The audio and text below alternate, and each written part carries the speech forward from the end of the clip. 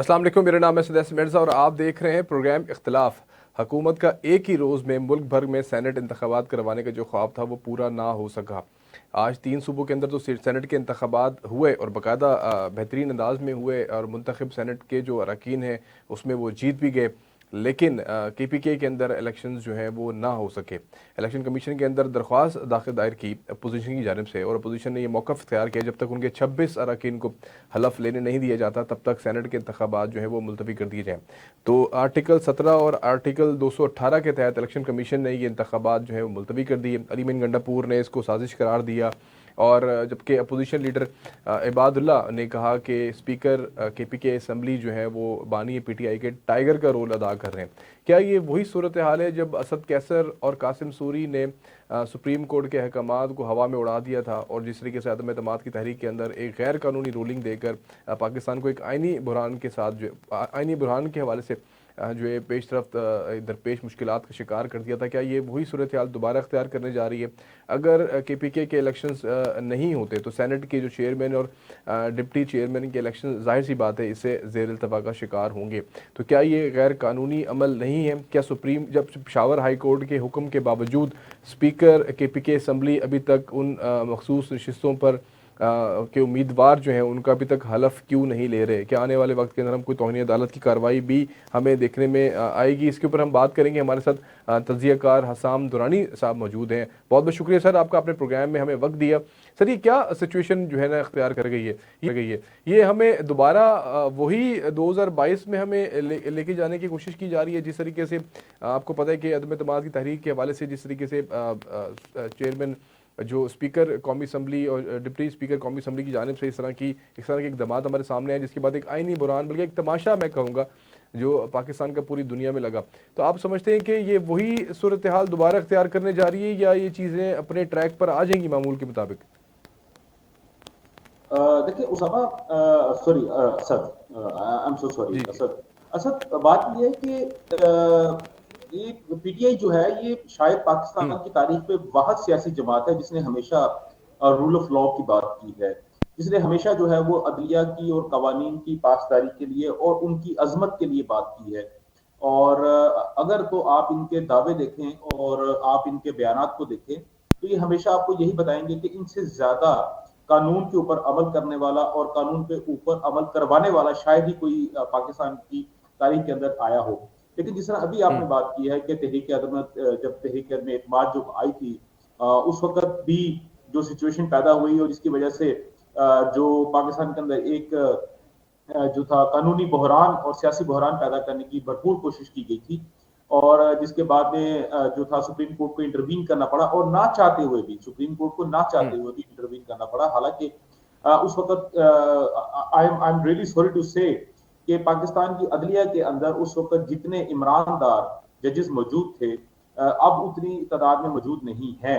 लेकिन उसके बावजूद भी जो है अभी जिस तरह पेशावर हाई कोर्ट के अंदर आपने देखा ना चाहते हुए भी जो था वो बस ये जो बात आपने शौकत अजीज सिद्दीकी वाली की है, वो भी यही कहते हैं कि जो पहले हालात थे वो अब हालात नहीं है ऐसे। हाँ, मैं आपसे वही बात कर रहा हूँ। देखिए बात ये है कि शौकत अजीज सिद्दीकी तो जो थे वो तो सिस्टम का हिस्सा थे ना। वो तो एक एक चीज उनको मालूम थी। देखिए मैं जो हूँ बतौर एक जर्नलिस्ट अगर मैं बात करता हूँ तो मैंने तो फैक्ट एंड फिगर को देखना होता है, मैंने चीजों को देखना होता है, मैंने रिपोर्टर्स की जो की जानब से जो रिपोर्ट्स हमें मिल रही होती है मैंने उनको देखना होता है, कायदीन की जो गुफ्तगू हो रही होती है, जो तकारीर हो रही होती है, उसके बाद जो कायदीन जो है वो जो अपना लाइन ऑफ एक्शन जो वो अख्तियार करते हैं उसको मैंने देखना होता है। तो उसके मुताबिक मैं आपसे बात कर रहा हूँ। तो अभी जो जब ये पेशावर हाई कोर्ट के अंदर अली अमीन गंडापुर साहब की जो थे अपना उनकी सरबराही के अंदर जो थी वहां पे एक पटिशन दायर की गई थी जिसके अंदर ये कहा गया था कि सुन्नी जो इत्तेहाद है उसको उनकी जो है रिजर्व सीट्स जो है उससे नाअहल कर दिया गया है या उनको वो सीट्स नहीं दी गई। तो भाई आप बेसिकली सुप्रीम कोर्ट के अंदर अपना वो मुकदमा हार चुके हैं, आप सुप्रीम कोर्ट के अंदर अपना मुकदमा हार चुके हैं, इलेक्शन कमीशन अपना मुकदमा जीत चुका हुआ है। तो आप कानून को क्यों तोड़ रहे हैं? आप सबसे पहले अपने वकला को तोड़े ना, जो जो कि इस काबिल ही नहीं थे, जिन जो कि इस काबिल ही नहीं थे कि जो कि आपके इस केस को प्रॉपरली मेरिट के ऊपर लड़ सकते। अभी आप देखें, मैं किसी का नाम नहीं लेता, मैं चलो इतना बता देता हूं कि सेनेटर जो थे इनके जो अभी बहुत ज्यादा इस केस को लेकर इलेक्शन कमीशन में गए थे, और वो इलेक्शन कमीशन जब उनके सामने सुन्नी इत्तेहाद का खत जो था, जो उनकी जानब से आया हुआ था, एक रोटेशन कह लें या रूटीन के मुताबिक खत आया था, तो उनको इस बात का इल्म ही नहीं था कि ये खत जो है सुन्नी इत्तेहाद की जानब से लिखा गया है। तो वो बड़े परेशान हुए थे, उन्होंने कहा जी मुझे इस बात का बिल्कुल इल्म नहीं है कि ये खत लिखा गया हुआ है। तो आप इस बात से इनकी तैयारी का, इनकी जहनीत का और इनकी काबिलियत का आप अंदाजा लगा लें। और उसके बाद देखिए, बात यह है कि सर आप ज्यादा अगर आप ये काम करते हैं तो कानून तोड़ते हैं आप, ठीक है। अली अमीन गंडापुर साहब का स्टांस बिल्कुल ऐसा है, बल्कि मैंने कहना तो नहीं चाहिए, लेकिन मेरे बहुत सारे दोस्त अब आप जो है वो मुझे कहते हैं कि आप जो है वो पीटीआई के ऊपर बड़ी हार्ड लाइन आप रखते हैं। तो मैं उनको ये कहता हूँ कि भाई मेरे सबसे ज्यादा जो खिलाफ कानून जो बात कर रहे होते हैं, पाकिस्तान के आइन और दस्तूर के खिलाफ जो काम कर रहे होते हैं, वो फिलहाल पीटीआई ही कर रही होती है, और आज से नहीं कर रही, पिछले जो है तकरीबन 7-8 साल से कर रही है। तो मैंने तो पाकिस्तान के कानून के मुताबिक जो चीज काम कर रही है उसके ऊपर ही बात करनी है ना। जो उसके अगेंस्ट जाएगा तो डेफिनेटली मैं उस पर तनकीद करूंगा। इसी तरह अगर आप, जिस तरह अभी आपने कहा है कि क्या दोबारा उसी तहरीक अदम एतमाद के ऊपर वाला जो कायोस जो है वो दोबारा क्रिएट करने की कोशिश की जा रही है, तो इसमें कोई दूसरी राय बिल्कुल नहीं है।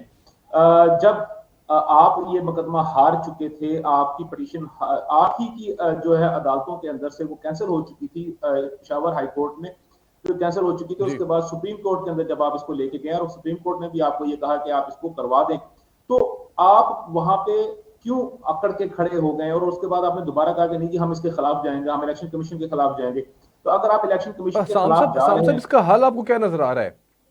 देखिए इसका कोई ये हल नहीं सिचुएशन है। तो चले हमारे सामने आ गई ना कि जो भी उनकी तरफ से किसी किस्म की आप समझते हैं गैर कानूनी अमली, मैं कहूंगा क्योंकि पेशावर हाई कोर्ट का फैसला मौजूद है और वाज़ा फैसला मौजूद है। उन्होंने बाकायदा हुक्म जारी किया है कि ये जो मखसूस नशिस्तों के ऊपर जो उम्मीदवार हैं इनका हलफ लिया जाए। तो अगर ये नहीं लेते हलफ और उसके ऊपर जिद पे अड़े में, वज़ीर आला केपीके ने भी इसके ऊपर जो है ना वो जिद, अपनी जिद का इजहार जो है कर दी है, तो आप क्या समझते हैं फिर ये आगे मामला तौहीन अदालत पे जाएगा? फिर कोई अपोजिशन लीडर की जानिब से तौहीन अदालत का जो है वो नोटिस जो है वो जारी करना चाहिए अदालत की जानिब से फिर? देखिए अदालत जो है अगर बुरा ना मनाए तो मैं असद यहाँ पे एक बात कहूंगा कि हम्म। अदालतें जो है वो, जैसे मैंने पहले बात की है, ईमानदार जजेस के ऊपर मुश्तमिल है। अगर कोई एक आध फैसला उनके खिलाफ चला भी जाता है तो मेरा ख्याल है उसको कबूल कर लेना चाहिए। लेकिन हम, हमारा सबसे बड़ा वतीरा ये है कि हम मीठा मीठा हफ हफ कड़वा कड़वा थू कर लेते हैं। यही जी। पेशावर हाई कोर्ट है। कल आपने देखा है कि आपने कोर्ट का वक्त खत्म होने के बाद भी 45 मिनट तक आपने एक बंदे का इंतजार किया जो कि पंजाब से या कहीं से पहुंचा। 45 मिनट के बाद आपने उसको 6 मिनट के अंदर अंदर 51 केसेस के अंदर आपने उसको जमानत दे दी है। ये पेशावर हाई जी। कोर्ट, वो फैसला आपने क्यों कबूल किया है? मुझे छोटी सी बात बताए ना, वो फैसला आपने हम्म। क्यों कबूल किया है? इसी तरह जब पेशावर हाई कोर्ट ने, जब आपका जब जो आप इंतखाबी निशान था बल्ला, जो बैट जो था उसके ऊपर जब उन्होंने स्टे सर ऑर्डर मेरा दिया था यही तो इलेक्शन सवाल कमीशन की है तरफ कि से। जब पेशावर मैं हाई मैं कोर्ट आगे की आ रहा हूं, इतनी मैं आगे आ रहा हूं मेहरबानियां सर। हैं। जी। मैं उसी पे आगे आ रहा हूँ। मैं बेसिकली ये जो हमारे जो नाजरीन हैं, और खासतौर पे देखिए लास्ट प्रोग्राम में भी जब मैं आपसे बात कर रहा था तो आपने मुझे कहा था कि जी प्रोग्राम बिल्कुल वन साइडेड जा रहा है, मेरे साथ जो है वो पीटीआई का कोई ऐसा बंदा स्पोक्स पर्सन नहीं है। और नहीं नहीं, काइंडली मैं, आपको, मेरा मकसद ये कहने का नहीं है, मैं ये कह रहा हूँ कि जब पेशावर हाई कोर्ट की मेहरबानियां नजर आ रही हैं, अभी मुराद सईद और आजम सवाती के हवाले से जो एक दरख्वास्त दायर की गई कि इनको आपने जो इलेक्शन लड़ने की इजाज़त दी गई है उसके खिलाफ एक पिटीशन दाखिल की गई, वो भी पेशावर हाई कोर्ट ने आज खारिज कर दी है। मतलब उन्होंने कहा हम ये सुनने के देखिए लिए भी मैं, तैयार नहीं है इन अपीलों को जो आप आजम सवाती और मुराद सईद के खिलाफ दायर कर रहे हैं जी इस अदालत के जी अंदर। जी जी जी जी, लेकिन यही अदालत मैं अगर इनके आपसे खिलाफ फैसला करती है तो फिर उसके ऊपर कोई एक्शन तो होते हुए नजर आना चाहिए ना। आज इलेक्शन से सर पूरे मुल्क के अंदर एक यकजानियत ये का एक पैगाम जाना था, एक यूनिटी का पैगाम जाना था, लेकिन वो नहीं जा सका। एक सूबे के ये अंदर आज सेनेट के इलेक्शंस नहीं हुए, इसके ऊपर देखिए क्या आपको लगता है कि ओवरनाइट किसी किस्म का कोई एक थरथरली नहीं मचनी चाहिए थी अदालतों के अंदर? पेशावर हाई कोर्ट के जज फटाफट जिस तरह जरताज गुल को जमानत देने के लिए आ गए थे, फटाफट पहुंचते सर पेशावर हाई कोर्ट और तौहीन अदालत का नोटिस जारी करते स्पीकर को और कहते हैं कि 1 घंटे के अंदर अंदर आप हलफ लो 26 अरकान का। देखिए आप जो बात कर रहे हैं, आप एक कानूनी हिसाब से बात कर रहे हैं। आप एक पार्टी हम्म। की एक पॉलिटिकल माइंडसेट के हिसाब से बात नहीं कर रहे। लेकिन अगर आप एक हम्म। पार्टी की पॉलिटिकल माइंडसेट के हिसाब से अगर सोचेंगे तो आप बिल्कुल उसी तरह सोचेंगे जैसे अली अमीन गंडापुर साहब या इस वक्त के केपीके की जो हुकूमत है वो सोच रही है। भाई अगर आपको सही। इतनी ही प्रॉब्लम, अगर आपको इतनी ही प्रॉब्लम होगी, अगर आपको इतनी ही प्रॉब्लम है, तो आपको तो भाई असेंबली का हलफ ही नहीं उठाना चाहिए था। आपको तो वजीर आला ही नहीं बनना चाहिए था। आपको तो अपनी, आज देखिए, आप देखिए सीधी सी बात है, आज आपने जो है अपना कौमी असेंबली के अंदर जो है वो जाके अपनी आपने जो है वो लीडर ऑफ द ऑपोजिशन की जो है वो उसका आपने नॉमिनेशन पेपर जमा करवाए और बल्कि बाकायदा तौर पे जो है उन्होंने आपने अपने आप को वहां पे नॉमिनेट करवाया कि नहीं करवाया। भाईजान बात से पता हूँ बात क्या है, बात यह है कि जैसे मैंने आपसे पहले बात की है कि मीठा मीठा हप हप कड़वा कड़वा थू, जो चीज हमें फायदा देगी हम देखें। बात यह है कि इस वक्त जो अली मीन गंडापुर साहब कर रहे हैं या जो है केपी गवर्नमेंट जो है वो ये काम करने की कोशिश करी, बेसिकली वो सिर्फ सिर्फ लोगों के अंदर एक ये पॉलिटिकल स्टंट्स हैं सारे के सारे। At the end of the day होना सिर्फ यही है जो कि वो कर रहे हैं क्योंकि उनको हुकूमत चाहिए कि उनको हुकूमत मिल चुकी है। कौमी असम्बली के अंदर भी जितने भी लोग बैठे हुए हैं वो इस वक्त अपना प्राइम जो है वो चीजें इंजॉय कर रहे हैं। जो है हमारे लीडर ऑफ द ऑपोजिशन जो है उनको जो है प्राइम मिनिस्टर के मुकाबले का या उसी सेम प्राइम मिनिस्टर जितना ही उनको प्रोटोकॉल मिलेगा उनको चीजें मिलेंगी। इसी तरह कुछ जो है जो कमेटीज है उनकी सरबराही भी अपना उनको मिल जाएगी। तो बाकी बात ये है कि ये तो वो कहते हैं ना शायराना वदा है, तो शायराना वदा जो है आप वो समझ तो रहे हैं कि एग्रेसिव पॉलिटिक्स जो है ना वो जारी रखेंगे, जिसकी बेसिस के ऊपर आज समझते हैं कि उनकी कामयाबी इसी पे खड़ी है सारी। जी बिल्कुल बिल्कुल। देखिए कुछ चीजें होती हैं, अगर देखिए अग्रेसिव पॉलिटिक्स में और एजुटेशन की पॉलिटिक्स में यही फर्क होता है। अग्रेसिव पॉलिटिक्स के अंदर आप लोग काम करते हैं, आप लोग अपनी एक शैडो गवर्नमेंट बनाते हैं, आप लोग अपने शैडो बजट्स बनाते हैं, आप लोग शैडो जो है कमेटीज बनाते हैं, मुख्तलिफ बहुत सारे कवानीन बनाते हैं और उसके बाद आप उनको इम्प्लीमेंट करते हैं करवाते हैं जो गवर्नमेंट होती है उसके गले के ऊपर अंगूठा रख के। लेकिन हमारे यहाँ पे सबसे बड़ा प्रॉब्लम जो मैं पिछले देखता आ रहा हूँ 2013 के जो अगर मैं टेन्योर की बात करता हूँ उस वक्त भी इमरान खान साहब और खासतौर पे जो पीटीआई थी वो, क्योंकि इमरान खान साहब तो उस वक्त खुद जो असेंबली के अंदर मौजूद थे, उन्होंने सिर्फ सिर्फ स्ट्रीट पॉलिटिक्स की थी, उन्होंने अग्रेशन की पॉलिटिक्स की थी, उन्होंने प्रोग्रेसिव पॉलिटिक्स नहीं की थी। और उस वक्त सर भी उनको मेरे तो जैसे कामयाबी नजर आ रही है ना इस पॉलिटिक्स के अंदर। आपको सर अच्छी तरीके से पता है कि 4 साल की हुकूमत के बाद जिस तरीके से उनके अपने नुमाइंदे, अपने वजीर, बल्कि शेख रशीद ने दिवाली होने की बात की, शबर जैदी ने दिवाली होने की बात की, शौकत तरीन साहब ने दिवाली होने की बात की, उन्होंने कहा कि हमारे पास पेट्रोल की सब्सिडी भी देने के अलावा पैसे मौजूद नहीं है, हमारे पास तनख्वाहें देने के लिए पैसे नहीं है।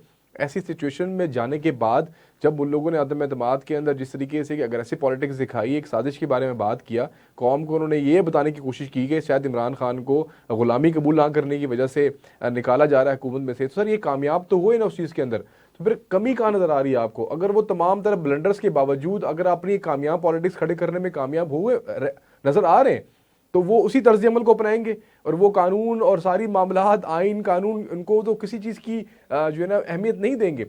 हमारे सामने चीज़ें नज़र आ रही है ना कि पेशावर हाई कोर्ट का फैसला मौजूद है और वो मखसूस नशिस्तों के ऊपर उम्मीदवारों के हलफ नहीं ले रहे। तो इस तरह की जो एक कामयाब पॉलिटिक्स जो उनके जहन के अंदर ये वतीरा बन चुका है, इसको काउंटर करने के लिए फिर अपोजिशन क्या कर रही है? बल्कि अपोजिशन में केपीके की बात कर रहा हूँ, केपीके में अपोजिशन क्या कर रही है या हुकूमती जमात में जो लोग उस वक्त मौजूद है वो उसके ऊपर काउंटर करने के लिए क्या इकदाम कर रहे हैं?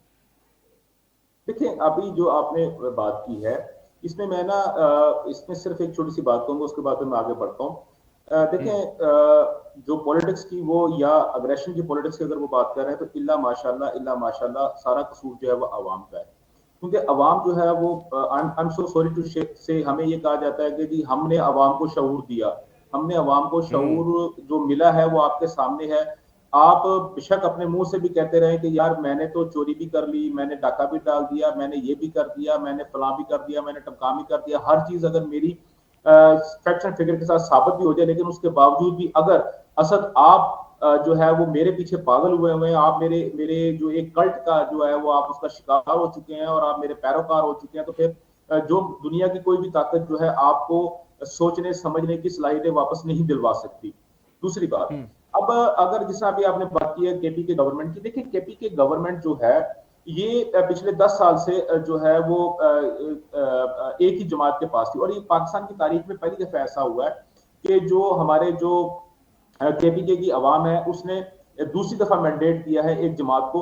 अब उसके अंदर कुछ बहुत सारे फैक्टर्स मौजूद हैं, लेकिन मैं यहाँ पे अभी उनको डिस्कस नहीं करना चाहता कि उसकी रीजन क्या थी कि जिन फैक्टर्स की वजह से पीटीआई को दोबारा एक बहुत बड़ी जो है वहां पे कामयाबी मिली है। लेकिन बात यह है माइंडसेट की, जैसे मैंने अभी पहला इसी जो पहले पोर्शन में अगर मैंने आपसे जो बात की, मैंने आपको कहा था कि जो सर इल्ला काउंटर माशाल्लाह, कैसे करेंगे? मेरा सवाल तो मैं वही मैं खड़ा है ना उस सर, भाई काउंटर कैसे करेंगे? मैं उसी पे आ रहा हूँ। जो इल्ला माशाल्लाह जो शऊर जो हमें दिया गया है उस शऊर को देखिए, उसको शऊर को देने में हमें कम से कम 20 साल लगे हैं केपीके की अवाम को या पूरे पाकिस्तान की अवाम को। यानी कि सोचने समझने की सलाहियतें बड़ी मुश्किल से खत्म की गई हैं। तो अभी आप कम से कम 10 से 12 साल और लगेंगे उस सलाहियतों को वापस देने में पूरे पाकिस्तान की अवाम को, और खसूस बिलखसूस केपीके की अवाम को। क्योंकि अभी भी आपको भी पता है, केपीके की अवाम को भी पता है कि अभी उनके जो सीएम साहब जो है वो अभी जो है वो प्राइम मिनिस्टर साहब से मिलके आए हैं, और उसके अलावा गवर्नर साहब से जो उनकी मीटिंग हुई है। जी जी जी, आप जी कंटिन्यू करें। जी जी। और गवर्नर साहब से उनकी मीटिंग हुई है, उसके अंदर उन्होंने बाकायदा तौर पे जो है फंड्स की कमी का रोना रोया है, और उन्होंने कहा कि काइंडली हमें जो है वो इतने पैसे दिए, क्योंकि हमारा जो है वो सूबा जो है डिफॉल्ट हो चुका है। इसके अलावा आपको पता है कि केपीके की बहुत सारी यूनिवर्सिटीज जो हैं उनके पास पेमेंट करने के लिए, पेंशन देने के लिए पैसे नहीं है। तो पिछले साम अभी साहब, सारा कुछ। मैं आपको हवाला दूं, मैं आपको एक छोटा सा एक हवाला दूं। आज एक समाज जारी थी जस्टिस काजी फायद ईसा की सरबराही के अंदर एफआईए केस के हवाले से, जो ये मीडिया के जो नुमाइंदे हैं या यूट्यूबर्स हैं जो फेक तबसरे करके, झूठे तबसरे करके डॉलर कमाते हैं, आज काजी फायद ईसा ने बाकायदा पॉइंट आउट किया। उन्होंने कहा कि ये लोग यूट्यूब के ऊपर बैठ के फेक तबसरे करते हैं, लोगों को गुमराह करते हैं, झूठी खबरें फैलाते हैं और डॉलर कमाते हैं। और मीडिया के हवाले से भी उन्होंने कहा कि ये जो यकतरफा जो एक रिपोर्टिंग होती है, अब पता नहीं शायद वो हमारे बारे में तो बात नहीं कर रहे। मैं हमेशा एक बात करता हूँ कि मेरी पूरी कोशिश होती है कि मैं यकतरफा रिपोर्टिंग कभी भी ना करूँ, कभी भी यकतरफा सहाफत ना करें। हम दावा देते हैं अपने बाकी तमाम तर जमातों से जो नुमाइंदे हैं, अगर प्रोग्राम के अंदर आना चाहें, प्रोग्राम देख रहे हो, तो मेरे दरवाजे खुले इस प्रोग्राम के लिए, और हम उनको बिल्कुल उनके मौक़िफ़ को रखेंगे। लेकिन ये मीडिया रेगुलेशन है सर, ये डिफेमेशन केस है, ये तमाम तर चीज़ें मुझे बताएं सर, फिर ये कौन इसके ऊपर अमल दरामद करवाएगा? अगर झूठे तबसरे हो रहे हैं यूट्यूब के ऊपर या बाकी सोशल मीडिया के ऊपर, अगर बड़े बड़े सहाफ़ी इस तरह के कारनामे अंजाम दे रहे हैं जिसको आज काजी फायदी साहब पॉइंट आउट कर रहे हैं, तो सर ये मेरा या आपका काम तो नहीं है ना, ये फिर हुकूमतों का काम है। हुकूमतें, डेफेमेशन का केस कितना पुराना है सर, यहाँ पर ऐसे बड़े बड़े इल्ज़ामात लगाए गए और एक माफ़ी मांगने के बाद वहाँ पे उस केस को दफन कर दिया गया। लेकिन जो नैरेटिव बिल्ड हो गया, लाखों करोड़ों लोगों ने जो सुन के अपना जहन बना लिया, उसका इलाज क्या है? फिर आप सजाएं नहीं देंगे, माफ़ी के ऊपर अगर केसों को डिस्चार्ज कर देंगे, तो मेरे ख्याल से फिर ये हमें कसूरवार या बाकी लोगों को कसूरवार ना ठहराएं, फिर ये अपने गिरबानों में तो झांके सारे लोग। नहीं, देखिए, आप जो बात कर रहे हैं, आप एक इंडिपेंडेंट जो है वो बात कर रहे हैं, और इसकी एक अलग से वेटेज है। लेकिन मैं आपसे बात कर रहा हूँ कि चाहे वो पीटीआई के लोग हों, चाहे वो पीपल्स पार्टी के हों, चाहे नून लीग के हों, चाहे एमक्यूएम के हों, जमात इस्लामी के हों, जेयूआईएफ के हों, जेयूआई के हों, या किसी भी जमात के हों, तो भाई मेरे, हमारा सबसे बड़ा प्रॉब्लम ये है कि हमारे दिमागों के अंदर एक ऐसा कील ठुक चुका है जिसके ऊपर एक जंग आ चुका है। अगर हम उस कील को बाहर निकालते हैं तो हमारा जख्म तो दुरुस्त नहीं होगा, हम मर जाएंगे, क्योंकि जड़ें इतनी ज्यादा बुरी तरह पेनिट्रेट हो चुकी है। इसलिए मैं आपसे बात कर रहा हूँ, कम से कम 10 से 12 साल हमें लगेंगे अपनी कौम को उस एक खुद साख्ता शऊर से बाहर निकालने के लिए, जो कि हम लोग। आप ये बात कर रहे हैं भाईजान, मैं बहुत सारे लोगों से मेरी मुलाकात होती है जिसके अंदर वकला भी शामिल हैं, जिसमें जर्नलिस्ट भी शामिल हैं, जिसके अंदर पीएचडी स्कॉलर्स भी शामिल हैं, जिसके अंदर स्कूल गोइंग बच्चे भी शामिल हैं, कॉलेजेस के भी हैं, और दीनी मदारस के लोग भी शामिल हैं। तो मैं बहुत बहुत बहुत बहुत ज्यादा परेशान होता हूं जब मैं लोगों से बात करता हूं, क्योंकि हर शख्स आपको यहाँ पे पाकिस्तान के अंदर एक बहुत सोर्सफुल सहाफी मिलेगा, आपको पाकिस्तान के अंदर एक इंतहाई खतरनाक किस्म का और जीरिक जो है आपको तजियाकार मिलेगा, और वो शख्स होगा जिसकी मालूमात टिकटॉक से आगे नहीं पहुंची होगी। यहाँ पे आपको जितने भी सहाफी और जितने भी आपको तजियाकार मिलेंगे, अल्हम्दुलिल्लाह अल्हम्दुलिल्लाह उनकी मालूमात सोशल मीडिया से ऊपर नहीं होती। मैंने अभी 2 दिन पहले मैंने एक आर्टिकल लिखा, और वो आर्टिकल जो था मैंने अपनी वॉल पे लगाया, शेयर किया, तो एक साहब आके तो मुझे समझाने लग पड़े। उन्होंने कहा कि जी देखें जी, आप तो मरीम नवाज के ऊपर डायरेक्टली अटैक कर रहे हैं, आप तो उसको अंडर द बेल्ट आपने उस पर हिट किया है। मैंने कहा भाईजान, आपकी मेहरबानी मुझे बता दे इस पूरे कॉलम के अंदर कौन सी ऐसी चीज है जिसके ऊपर मैंने अंडर द बेल्ट हिट किया मरीम नवाज के ऊपर। तो वो उस बात को वो पॉइंट आउट नहीं कर सके, तो नीचे मुझे आ कहते हैं कि देखिए जी, और उसके जवाब में उन्होंने मुझे सोशल मीडिया के ऊपर सर्कुलेट करता हुआ तकरीबन कोई 1000-1200 लफ्जों का एक जो था वो पोस्ट उन्होंने मुझे भेज दी। उन्होंने कहा कि आप ये देखें। उसके बाद मैंने जब उनकी वॉल को चेक किया तो अल्हम्दुलिल्लाह वो सहाफी थे, उनकी फैन फॉलोइंग जो है मुझसे कई गुना ज्यादा है। और लेकिन प्रॉब्लम ये है कि उनका भी जो इल्म जो है वो कहना तो नहीं चाहिए, लेकिन सोशल मीडिया से ऊपर नहीं किया। इसी तरह जो दूसरे हमारे लोग हैं, हमारा सबसे बड़ा प्रॉब्लम यह है कि पाकिस्तान के अंदर जब सरकारी सतह के ऊपर अदारे अपनी निगरानी के अंदर जब आपको एक नैरेटिव बिल्ड करवाएंगे, तो फिर आप और मैं देखेंगे कि हमारे यहाँ पे अजूज मजूज की कौम ही पैदा होगी। यहाँ पे आंगरू बांगरू, जैसे वो हमारे जो मरवत साहब कहते हैं, ये आंगरू बांगरू पता नहीं कहाँ से उठ के आ गए, ये बत्तख के मुंह वाले कहाँ से उठ के आ गए। ये मैं सॉरी मरवत साहब के अल्फाज आपको बता रहा हूँ, कोट कर रहा हूँ, मैं किसी को स्पेसिफिकली सर हिट नहीं नैरेटिव कर से रहा। ज्यादा ये बात खतरनाक नहीं है कि फेक नैरेटिव। चलिए नैरेटिव अगर आपने बिल्ड करना है उसमें मुझे कोई इतराज नहीं है, लेकिन अगर फेक नैरेटिव है, अगर इल्जाम तराशी है, झूठ है, और अगर मनफी तबसरे हैं, वो ज्यादा खतरनाक बात नहीं होगी?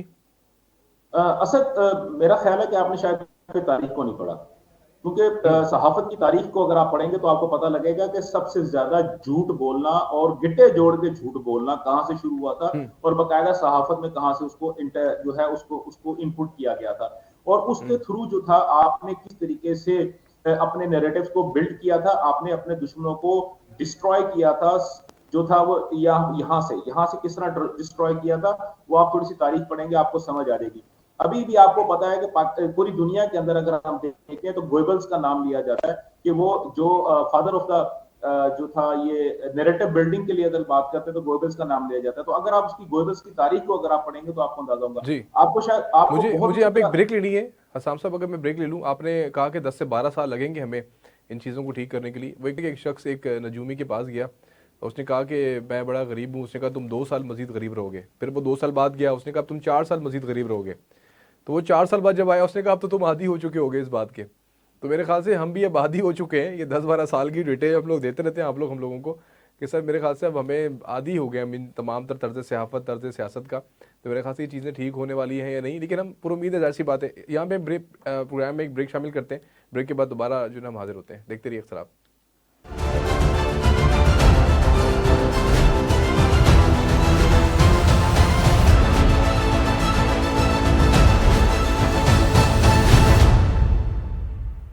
वेलकम बैक जी। ब्रेक के बाद बात करेंगे, कल एक अहम तरीन समाअत होने जा रही है सुप्रीम कोर्ट के अंदर। जजेस की 6 रुकनी जो जजेस हैं उन्होंने जो ख़त लिखा था सुप्रीम कोर्ट के हवाले से और एजेंसियों की मुदाखलत के हवाले से, सुप्रीम कोर्ट कल उसके ऊपर एक अपना 7 रुकनी बेंच की समाअत होने जा रही है। उसमें क्या मामला तय होंगे, क्या होगा, उसको तो नोटिस लिया गया है। जाहिर सी बात है जब तदस्सुक हुसैन जलानी साहब ने जब विड्रॉ किया अपने आप को कमीशन में से, तो जाहिर सी बात उसके बाद फिर कमीशन बनाया गया। कमीशन के अंदर क्या मामला होंगे, क्या मामला तय हुए, क्यों कमीशन की सरप्राइज से उन्होंने दस्तबर्दी जो इख्तियार की, तमाम तर चीज़ों के ऊपर हम लोग मुस्लिम लीग नून के रहनुमा परवेज सिंधिया साहब से बात करेंगे। हमारे साथ उन्होंने इस प्रोग्राम में उन्होंने ज्वाइन किया। सर एक बड़ी अहम समाअत है कल। एक तो फुल कोर्ट के हवाले से बात की जा रही थी कि फुल कोर्ट क्यों नहीं बनाया जा रहा, और पीटीआई की जानिब से इल्ज़ामात लगा दिए गए। जाहिर सी बात है एक शरीफ इंसान थे वो, शायद इन्हीं की ट्रोलिंग की वजह से हो सकता है कि क्योंकि हमारे 2-3 ऐसे सीनियर तजियाकार और हमारे सहाफ़ी भी, उन्होंने शायद ये बात की कि शायद दबाव था उनके ऊपर किसी किस्म का सोशल मीडिया की जानिब से, इसलिए उन्होंने दस्तबरदारी का जो है ऐलान किया उस कमीशन से। लेकिन अब ये फुल कोर्ट के हवाले से भी इशूज़ उठा दिए गए हैं, बल्कि पीटीआई की जानिब से तो जस्टिस काजी फायद ईसा के इस्तीफ़े का मुतालबा कर दिया गया। उन्होंने कहा कि ये 7 रुकनी जो ये बेंच बनाया गया, ये मनपसंद जजेस के ऊपर बनाया गया। ये क्या कहेंगे, ये मामला फिर कहाँ जाके रुकेगा अगर उन्होंने इसको भी, और ये जो पार्टिज्म शुरू हो गया है इस तरह के मामलात के ऊपर, आप समझते हैं ये जायज़ है, ये मामला होना चाहिए इस तरह? असद साहब, आपने कहा ना कि ये मामला कहाँ जाकर रुकेगा और ये मामला कहाँ जाकर खत्म होगा। तो ये मामला जो है ना वो तहरीक इंसाफ के जो चेयरमैन इमरान खान साहब है ना, उनकी रहाई और वजीर आजम बनने पर ही तहरीक इंसाफ की तरफ से खत्म होगा, उससे पहले ये खत्म नहीं होगा। मतलब अगर आपको ये वाकई प्रॉब्लम खत्म करने, ये मसाइल खत्म करने हैं, तो फिर उनको जेल से निकाल कर वजारत उज़्मा की कुर्सी पे बिठा दें, तो फिर ये प्रॉब्लम खत्म हो जाएंगे। हाँ, उसके बाद फिर मुल्क में जो होगा वो एक अलहदा सवाल है, ये कभी खत्म नहीं होगा। देखें, इमरान खान और साहब और उनकी जो पार्टी है ना, उनका वाहिद मकसद इस वक्त ये है कि मुल्क में किसी भी तरह से सियासी इस्तेहकाम पैदा ना हो, क्योंकि सियासी इस्तेहकाम पैदा हो जाएगा तो जाहिर है मीशत बेहतरी की तरफ चली जाएगी, कोई इस मुल्क में इन्वेस्टर आएगा, कोई सी पैक की रेल पैक होगी, कोई लोगों के मसाइल हल करने शुरू करेंगे। जब पंजाब की गवर्नमेंट ने फर्ज किया है कि वो मतलब कि पिछले 30-32 दिन में मेरे ख्याल में कुछ 64-65 मनसूबों पर बाकायदा तौर पर काम शुरू कर चुके हैं, लेकिन वो नहीं चलेंगे ना सारे के सारे। और ये इमरान खान साहब ने किसी भी तरह से, देखें अभी मुतालबा किया गया जी कि एक तसद्दुक जिलानी साहब की ज़ेरे निगरानी जनाब एक कमिश्नर बना दिया गया। कहा जी ये तो कबूल ही नहीं है, ये तो मंजूर ही नहीं है, हम लोग जो है हाजिर सर्विस जज हैं और हमें जो डील करेगा वो तो एक रिटायर्ड जज है, तो हमें नहीं चाहिए ये। अच्छा, वो प्रेशराइज किया गया क्योंकि पीछे से ये जजेस जो है ना 6, इनका जो पीछे से कनेक्शन है ना वो पीछे से पीटीआई से मिल रहा है, वो सारे कुछ वहीं से हो रहा है। ये कोई इतना नेचुरल नहीं है, इसको इतना नेचुरल ना समझे, ये सारा पीछे से वही है। तो संजय उसके साहब बाद की जब ये एक्चुअल वजह क्या हो सकती है? आजम नजीर तारड़ साहब ने कल ये बात अपने एक इंटरव्यू में कही कि टीओआरस पहले ही उनको बता दिए गए थे। उनको टीओआरस बताने के बाद उनसे जो है रजामंदी जाहिर की गई इस कमीशन की सरबराही के लिए। तो फिर उन्होंने खत के अंदर ये जो एतराज उठाया टीओआरस के हवाले से, फिर ये तो मामला गड़बड़ी नजर आ रही है ना इसके अंदर फिर तो। दो चीजें, असद साहब, इसमें दो चीजें हो सकती हैं। एक तो हर इज्जतदार बंदे को अपनी माँ बहन की इज्जत बहुत प्यारी है। उसने अगर सारी उम्र एक अच्छे तरीके से अपनी जिंदगी गुजारी है, अपना बेहतरीन तरीके से काम किया है और वो एक इज्जतदार समझा जाता है, तो वो पाकिस्तान तहरीक इंसाफ के सामने खड़ा नहीं हो सकता, उसके ट्रोल के सामने खड़ा नहीं हो सकता।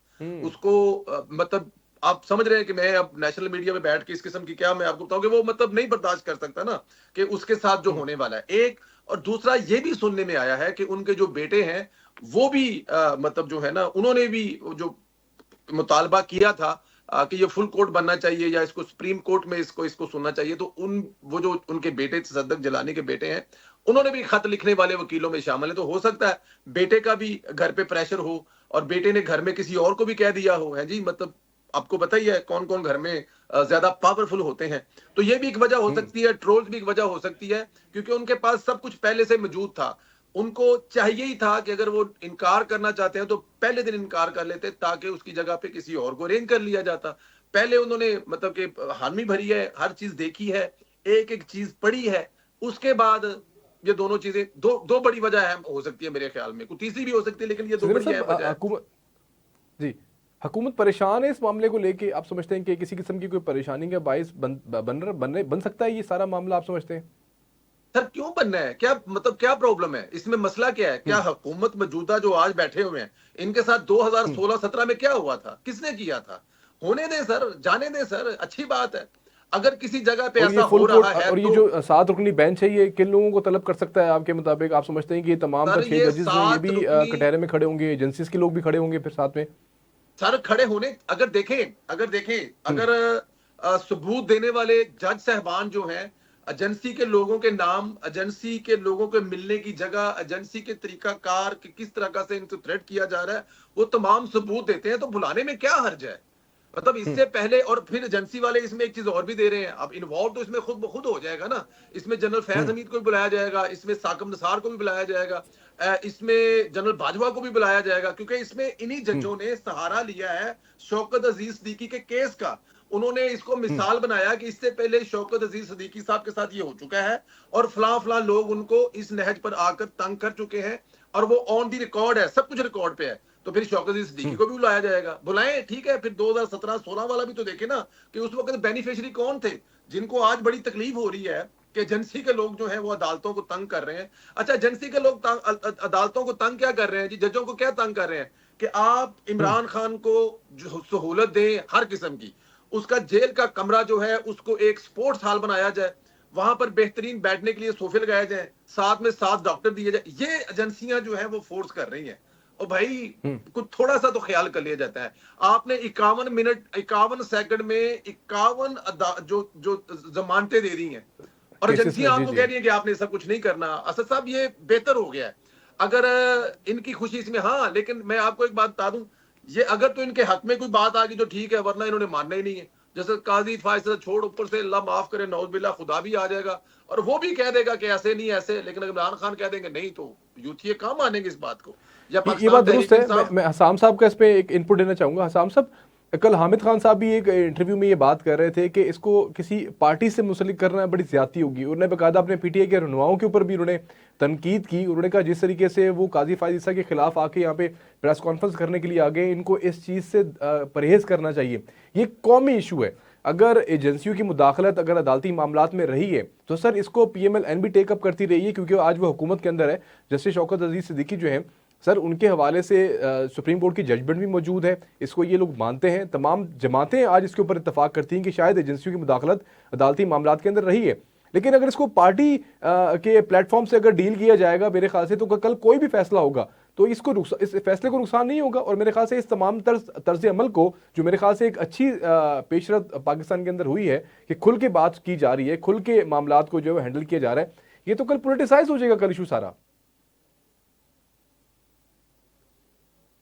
देखिए असद असद बात यह है कि पाकिस्तान या पूरी दुनिया के अंदर ना, जैसे मीडिया के अंदर कुछ ड्रामा क्वींस होती हैं, मीडिया के कुछ ऐसे सतून होते हैं जो कि अपने आप को इस तरह की हरकतें करते हैं कि वो ना चाहते हुए भी मीडिया की जीनत या कैमरे की आंख हमेशा उनके ऊपर रहती है। और अल्हम्दुलिल्लाह अल्हम्दुलिल्लाह इमरान खान साहब जो है वो भी उनके अंदर भी यही तमाम तर खसूसियात दर्जा उत्तम पाई जाती है कि वो हमें उनको मीडिया के अंदर जिंदा रहने का हुनर आता है। और ये हमारे भाई बैठे हुए हैं जिनका ताल्लुक अपना नून लीग से है, मुस्लिम लीग से है। तो मैं थोड़ा सा माजरत के साथ ये पीटी जो नून लीग है, पीपल्स पार्टी है, दीगर सियासी जमातें हैं, भाई ये तो इनको 5 भी नहीं है। ये तो इनके करीब तक इनकी सोच जहां पे खत्म होती है उससे कहीं मीलों आगे जाके तो इमरान खान साहब की या पीटीआई की सोच शुरू होती है कि उन्होंने मीडिया मैनेजमेंट कैसे करनी है। अगर देखिए एक वक्त था जब जो थी मुस्लिम लीग जो थी वो रिसीविंग एंड के ऊपर थी। वो जितने बुरे हालात उन्होंने गुजारे हैं वो शायद ही पाकिस्तान के अंदर पीपल्स पार्टी और नून लीग के अलावा शायद ही किसी जमात ने गुजारे हो। लेकिन क्या है, इन दोनों की मीडिया मैनेजमेंट नहीं थी। आज आपको देखें, क्योंकि उस वक्त वो रिसीविंग एंड पे थे, आज आप रिसीविंग एंड पे जो है वो सिर्फ 10% है और आपको एक कांटा भी नहीं चुभा और आप पूरे जो इलाके में गाना गाते फिरते हैं वो कांटा लगा। और शायद आपने वो गाना भी सुना, बड़ा पुराना है, यानी कि बेरी के नीचे एक तेरे बंगले के पीछे तेरी बेरी के नीचे हाय कांटा लगा। तो वो लड़की जो है बड़ा अच्छा डांस करती है उसके ऊपर, तो वो हर एक निगाह जो है बेरी की जगह पे आप सब ना करो बेरी यार, की ऐसी अगर कोई बेरी की जगह पे बनी गाना लगाएं तो जरा दोबारा इसको जरा मतलब गाइएगा जरा। सर आप मुझे जो है क्यों आप सर मुवक्कलात को मेरे ऊपर चढ़ाना चाहते हैं सर, बड़ी मेहरबानी। मैं जो बात कर रहा हूँ मुझे वहीं पे रहने दें। दूसरी बात सर ये है कि जो अभी आप बात कर रहे हैं कि हमारा जो, मैं पहले भी इस प्रोग्राम के पहले हिस्से में जो मैंने बात की है, मैंने आपको ये बात की थी कि हम सिर्फ मीठा मीठा हप करते हैं, कड़वा कड़वा थू कर लेते हैं। दूसरी बात यह है, पिशावर हाईकोर्ट की इन्होंने जज की बात की है। पिशावर हाईकोर्ट के जज साहब ने अपना पूरा टेल लगा लिया कि वो सुप्रीम कोर्ट के अंदर चले जाएं।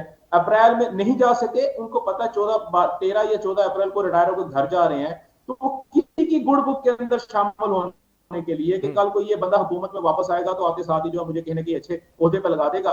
तो उन्होंने जनाब एक 45 मिनट इंतजार करने के बाद 51 सेकंड के अंदर जो है वो 51 जमानतें दे दी हैं, ठीक हो गया। इसी तरह अगर दूसरी तरफ जाते बात करते हैं, इन्होंने अभी जलानी साहब के बेटे की बात की है या उस तरह की बात की है। तो दूसरी बात ये कि क्या अभी आपको पता है एक्चुअल जो है ये जो 6 जजेस हैं इनमें से मेजोरिटी, बल्कि ऑलमोस्ट सारे के सारे जजेस जो थे, इनमें से जो टॉप मोस्ट जो 4 जजेस थे जो कि अदर मिनल्ला की अगर निकाल के बात करते हैं जो कि सुप्रीम कोर्ट में जा चुके हैं, वो डायरेक्टली बेनिफिशियरी थे शौकत सिद्दीकी के फायर होने से या वो जेर ताब आने से। और उसके बाद जो अगले 3 है वो भी किसी के फैज की बाइस जो है वो यहाँ तक पहुंचे हुए हैं। और आपको पता है इनमें से 2 जजेस जो है उनकी ऑलरेडी जो है सुप्रीम जुडिशियल काउंसिल के अंदर जो है मिसकंडक्ट की दरखास्त इनके खिलाफ जो है दाखिल दफ्तर हो चुकी काफी अरसे से है। और उस पर क्योंकि मसला था, कोई मसाइल चल रहे थे, केसेस बहुत ज्यादा थे, और वो थे इन्होंने इमरान खान साहब की जो बेटी है टायरियान जो केस है, उस हवाले से इन्होंने अभी उसकी सुनवाई शुरू की नहीं हुई थी और इन्होंने कह दिया क्योंकि वो फलाना है तो ऐसा है तो लिहाजा हम इसको जो है ना वो कैंसिल कर देते हैं, लिहाजा आप इसको जो आपकी जो वेबसाइट है उसके ऊपर चढ़ा दें। और उन्होंने अनड्यू उस पर प्रेशर डाला था, प्रेशर डाल के उसके ऊपर किया था। लेकिन फिर जो उस वक्त के जो चीफ जस्टिस थे उन्होंने कहा कि नहीं भाई, जब तक ये नहीं हो सकता, जब तक कि आप चीजें क्लियर नहीं करेंगे, आप इसके ऊपर कोई सुनवाई नहीं करेंगे, आप इस फैसले को किस तरह ऊपर चढ़ा सकते हैं? ये फैसला तो है ही नहीं, अभी तो फैसला हुआ ही नहीं है। तो आप सिर्फ जो अपने जो पॉइंट्स हैं या अपने जो ऑर्डर्स आपने जो पॉइंट दिए हैं या वर्डिक्ट्स हैं उनको हम फैसले की शक्ल में ऊपर नहीं लिख सकते, तो उनके खिलाफ ऑलरेडी ये चल रहा है। इसके अलावा एक जज साहब हैं जो कि कहते हैं कि उनकी जो जायदाद वो 6 करोड़ है, एक्चुअल जो है वो 6 अरब से ज्यादा की है, तो वो भी ऑलरेडी उनके अंदर मौजूद है। नहीं, तो इन इस चीज़ों तरह के की ऊपर बहुत तो कल समाअत होने के लिए जा रही है ना, मेरे ख्याल से रेफरेंस के हवाले से भी बात भी की जाएगी और जमात जो है जजेस के ऊपर मेरे ख्याल से उसके ऊपर भी गुफ्तगू होगी और ये तमाम तर चीज़ें टेकअप करेगी 7 रुकनी बेंच जो है सुप्रीम कोर्ट की।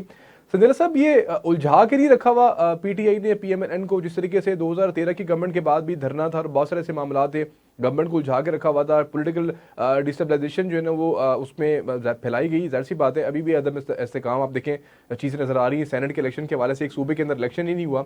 हुकूमत की बड़ी ख्वाहिश थी कि पूरे मुल्क के अंदर एक साथ सेनेट के इलेक्शन हो। अभी 11 सीटों के इलेक्शन जो है वो खैबर पख्तूनख्वा के वो मुलतवी करार दे दिए गए इलेक्शन कमीशन की जानिब से। फिर जाहिर सी बात है अब वो चीज़ें आगे किस तरीके से चेयरमैन और डिप्टी चेयरमैन के इलेक्शन जो है उसके ऊपर असरअंदाज होंगे। एक्टिंग चेयरमैन तो हमारे सागडार साहब बन गए हैं, अभी प्रिजाइडिंग अफसर वही है सेनेट के अंदर। लेकिन ये चीज़ें हुकूमत को उलझा के तो रखेंगी ना, जो टारगेट्स हैं आपके, आपकी गवर्नमेंट के, वो फिर आप कैसे अचीव करेंगे उन चीज़ों को? आप समझते हैं कि गवर्नमेंट तैयार है इन तमाम चीज़ों के लिए, या आप लोगों के जो टारगेट्स हैं, आप लोगों के जो गोल्स हैं, आप वो अचीव कर लेंगे, ये चीज़ें आपकी चलती रहेंगी साथ साथ?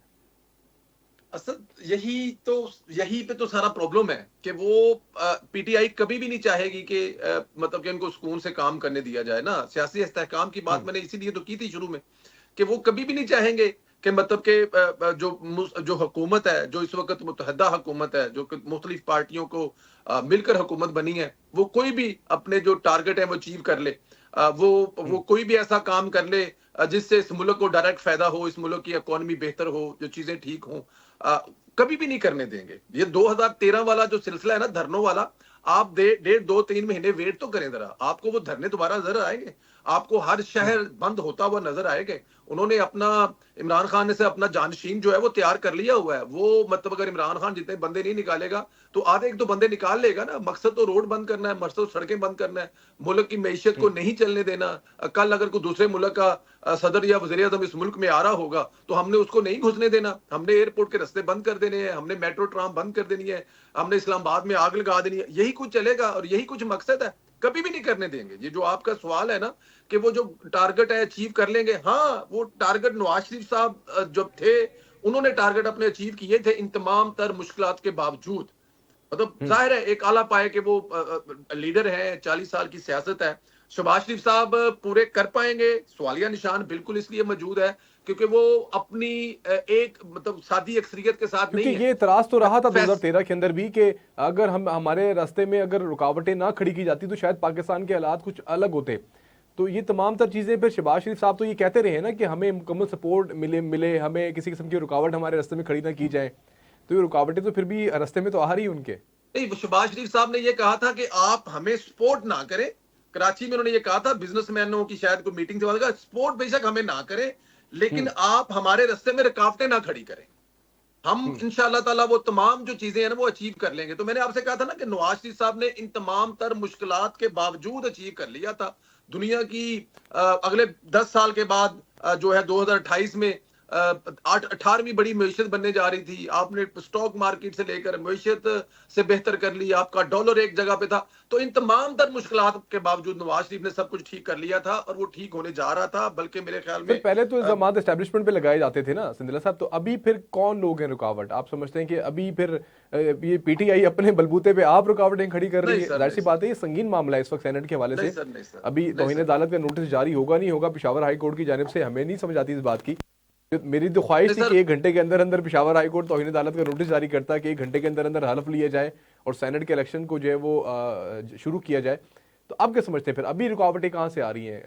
कौन लोग हैं जो हुकूमत को कहीं ना कहीं से तो सहूलतकारी मिल रही है। सहूलतकारी के बगैर ये इतना कुछ नहीं हो सकता। देखें, जिनके सहूलतकार नहीं थे ना उनके जेल से पंखे और एसी उतारने की भी धमकी दे दी थी क्योंकि सहूलतकारी कोई नहीं मिल रही थी उनको। कहीं से उनके घर से खाने आने बंद कर दिए थे कि सहूलतकारी कोई नहीं मिल रही थी। लेकिन जहां पे सहूलतकारी मिल रही है वहां पर साइकिल भी दी जा रही है, देसी मुर्गी भी दी जा रही है, बकरे की रान का गोश्त भी दिया जा रहा है, 5-7 डॉक्टर भी दिए जा रहे हैं और तकरीबन 1000 मीटिंग भी हुई है पिछले 175-80 दिन के अंदर अंदर।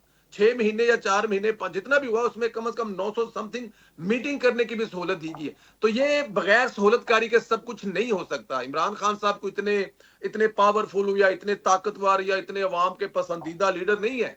देखिए ना, धोखे, फ्रॉड जैसे भी है, जो भी है, इमरान खान साहब यहाँ पर पहुंचे हुए हैं। सहूलतकारी है, अब है कहां से उसका नाम लेते हुए आपके भी पर जलते हैं, मेरे भी पर जलते हैं, क्योंकि उस सहूलतकारी के बगैर ये सब कुछ हो नहीं सकता। ये हम लोग चाहकर भी अगर संजीला साहब सॉरी मैं यहाँ पे बात साहब आप क्या समझते हैं कि इदारों के अंदर अभी भी कुछ ऐसे लोग मौजूद हैं जो सहूलतकारी कर रहे हैं? बिल्कुल है। संजीला साहब डरते हैं, क्यों डरते हैं सर? आप कौन सा हुकूमत के अंदर है? आपके पास कौन सी वजारत का पोर्टफोलियो है? आप ख्वाजा आसिफ नहीं है सर। आप खुल के बात करें, आप खुल के बताएं कि कौन से जज जो है वो यहाँ पे शामिल है, कौन सा जर्नैल यहाँ पे शामिल है, कौन सा जो बंदा है वो यहाँ पे शामिल है। संजीला साहब, आपका नून लीग का इस वक्त या हुकूमत का, पीटीआई का, जो पीपल्स पार्टी का और नून लीग का सबसे बड़ा प्रॉब्लम ये है कि वो सिर्फ एक पिटी ऑन मी भाई, इस नैरेटिव से बाहर निकले। अगर आपने हुकूमत आपके पास है तो अग्रेसिवली काम लें। ख्वाजा आसिफ साहब जो है एक दिन बयान देते हैं कि जनाब मुझे मैं ये है फला फला फला है, और जो साजिशें हुई नहीं हैं जो हसाम साहब, अगर सहूलतकारी है। अगर सहूलतकारी उनकी तरफ से हो रही है तो वो तो आज खुद कटहरे में खड़े हो गए ना। कौन? तो ये और नहीं बात भाई, नहीं अच्छी बात नहीं नहीं नहीं है इसका नहीं मतलब। नहीं नहीं नहीं, एक मिनट है भाई। वो खुद सहूलतकारी इसलिए वो 6 जजेस की आप बात कर रहे हैं, वो इसलिए आए हैं क्योंकि उनके खिलाफ सुप्रीम जुडिशियल काउंसिल के अंदर जो है ऑलरेडी उनके दरखास्तें गई हुई हैं। संदीला साहब की जो पार्टी है, वो मैं आपको यही बात कर रहा हूं, वो मीडिया के ऊपर इंतहाई थक्कड़ पार्टी है। वो इस बात को लेके बाहर क्यों? आप ये समझ रहे हैं कि एस्टेब्लिशमेंट के अंदर भी ग्रुप्स बन चुके हैं, जो एक तरफ बिल्कुल इमरान है, खान को सहूलतकारी फराहम कर बिल्कुल रहे है हैं और एक भाई, एक, एक ग्रुप बिल्कुल ऐसा है। जो काउंटर कर रहा है। बिल्कुल ऐसा है, बिल्कुल ऐसा है। देखिए मेरी हम्म। बात सुने। अभी जब एक कैंसर का जो मरीज होता है या कोई भी हम्म। बीमारी हो, आपका क्या ख्याल है कि वो एक ऑपरेशन के बाद वो ठीक हो जाएगा? उसके बाद भाई उसको केमो देनी पड़ती है, आप उसको काफी अरसे तक उसको इंजेक्शन वगैरह दे देते हो, उसको कीमोथेरेपी आप कर रहे होते हैं। क्यों कर रहे होते हो? कि भाई जो हम्म। जड़ें अंदर रह चुकी होती हैं उनको खत्म करना होता है, क्योंकि अगर वो जड़ें अंदर रह जाएंगी तो खुदा ना खास्ता वो दोबारा कैंसर की शक्ल, और जब वो दोबारा बाहर आती है तो इंतहाई ज्यादा ताकतवर हो चुका होता है, क्योंकि वो उसके जो पिछला जो इलाज उसका हुआ होता है उसके अगेंस्ट उसके अंदर कुव्वत मुदाफिक पैदा हो चुकी होती है। संदीला हम्म। साहब जो है, ये जिस पार्टी से इनका ताल्लुक है, किसी से भी हो, XYZ की मैं बात कर रहा हूं सर, ये लोग इस काबिल ही नहीं है। ये लोग वाकई इस काबिल नहीं है कि वो PTI का जो है ना वो मीडिया के ऊपर या सोशल मीडिया के ऊपर उसका जवाब दे सके, उसके मुकाबले में खड़े हो सके। मुझे आप छोटी सी बात बता दें, मरियम नवाज शरीफ जो है, मास सिवाय फोटोग्राफर के वो कौन सा नैरेटिव बिल्ड कर रही है पिछले 35 दिन के अंदर? मुझे आप ये बता रहे हैं कि आपने 80 जो है ना वो प्रोजेक्ट शुरू कर दिए। ठीक है सर, बहुत अच्छी बात है, बहुत अच्छी बात है, बल्ले बल्ले हो गई है। लेकिन मुझे एक बताएं कि मेरे पास लास्ट मिनट है। अगर मैं मैं सिंदरा अभी साहब, अगर शॉर्टली, अगर जी बिल्कुल। मुझे बस लास्ट मिनट है प्रोग्राम को, क्योंकि वक्त मेरे पास खत्म हो गया है। ये जो 7 रुकनी बेंच है, इसके इसके जो भी फैसला होगा, आप समझते हैं कि PTI को काबिल कबूल होगा? जाहिर सी बात है, पोलिटिसाइज तो ये सारा मामला होता हुआ हमें नजर आ रहा है, जिस तरीके से तर्जुमान PTI ने इसके ऊपर सारा अपना फैसला किया। या ये फुल कोड बनना चाहिए था? मेरे ख्याल से आप समझते हैं कि ये फुल कोड ना बना के कहीं ना कहीं किसी किस्म की कोई शायद ज्यादती हुई है इस मामले में? पर ये देखिए, ये तो जवाबदारी चीफ जस्टिस की है, जो बेंच बनाने वाले हैं उनकी है ना, कि वो फुल कोड बनाते हैं या वो नहीं बनाते। मेरे ख्याल में अगर फुल कोड भी बना देंगे तो पाकिस्तान तहरीक इंसाफ क्या उनके खिलाफ या प्रैक्टिस उनकी एंड प्रोसीजर मर्जी के का बाद बिल्कुल ये 3 रुकनी ये बेंच की उनकी सवाल पसंद दी का है, लोगों की क्या फैसला है? नहीं आएगा तो क्या वो मान लेंगे? सवाल तो यह है कि क्या वो मान लेंगे अगर फुल कोर्ट का भी डिसीजन आ जाए कि नहीं जी, मतलब कि जो पाकिस्तान तहरीक इंसाफ समझती है, जिसके लिए उन्होंने लेटर लिखवाया है, जिसके लिए उन्होंने ये 6 जज इस्तेमाल किए हैं, अगर वो उनके हक में नहीं आता तो वो फुल कोर्ट का भी नहीं मानेंगे। उससे कोई फर्क नहीं पड़ने वाला सर। मैंने आपको बता दिया, इसको शुरू में बता दिया पोलिटिसाइज। था कि ये मामला वहां पे जाके खत्म होगा जब जेल से निकाल कर खान साहब को वजीर आज़म बना देंगे। उससे पहले ये मामला नहीं खत्म होने वाला। ये 5 साल बहुत बहुत हुकूमत शुक्रिया। चलेगी तो 5 साल यही कुछ चलता रहेगा। अगले इलेक्शन तक ये चलता रहेगा। अगले इलेक्शन में फिर अगर इमरान खान की पार्टी हार गई तो उससे अगले इलेक्शन में भी चलता रहेगा। दूसरी बात, जो मेरे भाई बता रहे हैं ना नून लीग के बारे में, मैं उनसे बिल्कुल 100% एग्री करता हूँ। कोई बहस नहीं उनके साथ, कोई उनको मैं आगे से जवाब नहीं दे रहा। वो जो कह रहे हैं पाकिस्तान मुस्लिम लीग नून के मीडिया, मेन स्ट्रीम मीडिया, देखिए बहुत बहुत पाकिस्तान शुक्रिया तहरीक सर आपका, इंसाफ बहुत बहुत वाले जो है शुक्रिया। ना, वो झूठ भी बोलते हैं तो इतना पक्का मुंह करके बोलते हैं कि लगता है सच। और हम लोग पता नहीं। पर आपका प्रोग्राम खत्म हो गया बहुत तो बहुत मेरे शुक्रिया ख्याल में सिंदरा साहब, आपने प्रोग्राम में अपना कीमती वक्त दिया। जाहिर सी बातें यही हो रही हैं कि कल क्या बेंच की तरफ से फैसला जो है वो किया जाएगा, क्या मामला जो है वो बेहतरी की तरफ जाएंगे। एक चीज़ के ऊपर मैं यहाँ पे इतफाक़ करता हूँ कि शायद हामिद खान साहब ने एक अच्छी बात की, उसको हमें ज़ाहिर सी बातें इंडोर्स करना चाहिए इस प्लेटफॉर्म के ऊपर से भी। उन्होंने कहा कि इस तरह के मामला जो कौमी मसाइल हो पाकिस्तान के, एक नेशनल लेवल के ऊपर इशूज़ हों, जाहिर सी बात है ये अदालत में अगर किसी एजेंसी के बंदे की मुदाखलत हो रही है या किसी किस्म की कोई किसी के खिलाफ भी मुदाखलत हो रही है, अगर होती रही है या हो रही है या अब नहीं होनी चाहिए या अब नहीं हो रही, लेकिन इन मामले के अंदर सियासी जमातों को आगे आके फ्रंट फुट पे नहीं खेलना चाहिए। जिस तरीके से कमीशन के खिलाफ जो है वो प्रेस कॉन्फ्रेंसेस की गई, अब चीफ जस्टिस के खिलाफ प्रेस कॉन्फ्रेंसेस की जा रही हैं, ये चीज़ इन चीज़ों को नुकसान पहुंचाएंगी और मेरे ख्याल से PTI के लिए खुद ये मामला जो है वो बिगड़ जाएगा अगर वो इस मामले के ऊपर अगर वो अक्लमंदी का मुजाहरा नहीं करेंगे। मैं तो आपका होस्ट मिर्जा, आप देख रहे थे प्रोग्राम इख्तिलाफ। देखते रहिए वॉइस न्यूज़।